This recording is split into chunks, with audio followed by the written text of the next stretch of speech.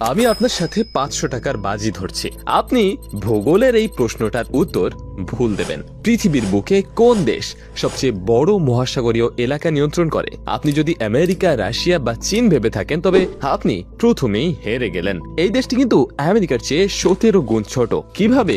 ইজেট নামের একটি আইনি ফাঁকের কারণে। সমুদ্র উপকূল আছে এমন যে কোনো দেশ তার তীর থেকে 200 নটিক্যাল মাইল বা প্রায় 370 কিলোমিটার পর্যন্ত মহাসাগর নিজের দাবি করতে পারে। এর মানে হলো ছোট ছোট দ্বীপ এবং দূরবর্তী অঞ্চলগুলো বিশাল সমুদ্রের মালিকানা এনে দিতে পারে। এখন অনেকে হয়তো ভাবছেন সুইডেন, নরওয়ে বা ফিনল্যান্ড, কারণ পৃথিবীতে সবচেয়ে বেশি দ্বীপ তাদেরই আছে। কিন্তু আপনি আবারও হেরে গেলেন, কারণ ওই হাজার হাজার নর্ডিক দ্বীপগুলো তাদের নিজেদের উপকূলের একেবারে কাছাকাছি ঠাসাঠাসি করে আছে। তাই আসল বিজয়ী হলো এমন একটি দেশ যারা তাদের পুরনো উপনিবেশের দেশগুলোকে পৃথিবীর প্রতিটি মহাসাগরে ছড়িয়ে ছিটিয়ে রেখেছে।